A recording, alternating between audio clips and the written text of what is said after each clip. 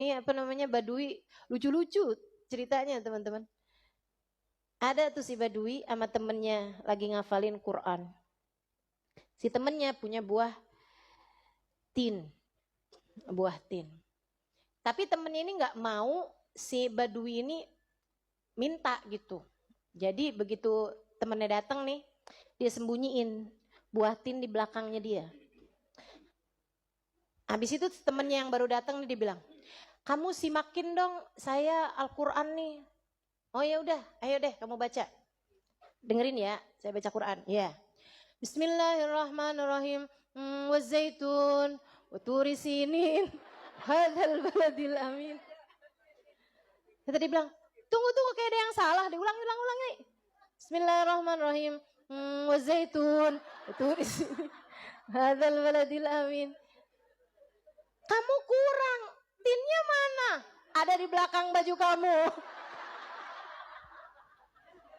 Ya kagak aja. Orang Badui itu lucu-lucu ceritanya teman-teman. Begitu ya. Walau nasya' lamasakhnaahum ala makanatihim famastata'u mudiyan wala yarji'un. Jadi kita nih senang nih jadi umatnya Nabi Muhammad sallallahu alaihi wasallam. Kita punya nabi yang karena beliau Allah Subhanahu wa taala seringkali menunda azab yang semestinya turun kepada umat ini. Teman-teman sekalian, di zaman Nabi Musa pernah terjadi paceklik.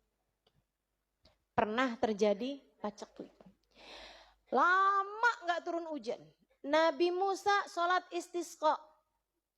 Barengan sama umatnya.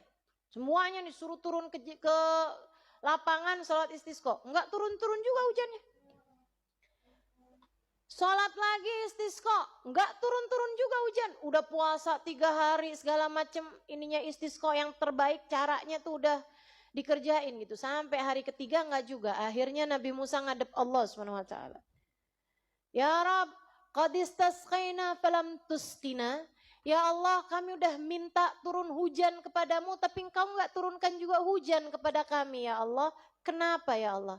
Ya Musa, mana'tukum anil matar li'anna fikum namam. Wahai Musa, aku enggak turunkan hujan kepada kalian ini karena diantara kamu tuh ada satu orang tukang ngadu domba. Katanya Habib Abdul Qadir bin Ahmad Asghaf Jeddah, ini satu kaum ada satu orang tukang ngadu domba, Allah enggak turunin hujan. Nah kita enggak usah nyari satu kaum dari rumah ke situ berapa banyak tukang ngadu domba. Betul, apalagi musim kampanye kayak begini. Tapi hujan tetap hujan. Anginnya enggak Allah rubah jadi angin panas. Bahkan hari ini saya ngelihat langit di Jakarta biru. Tumben banget saya bilang.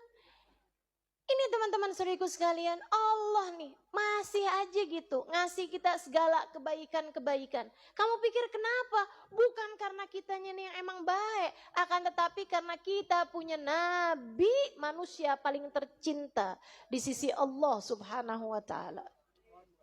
Itu masalahnya. Sampai kemudian Nabi Musa bilang, ya Rab idan akhbirni manhu. Ya Allah kalau gitu kasih tahu saya siapa tuh si tukang ngadu domba itu. Biar saya bisa tegur dia, biar dia taubat. Allah bilang anhakum anin namam wa akun namam.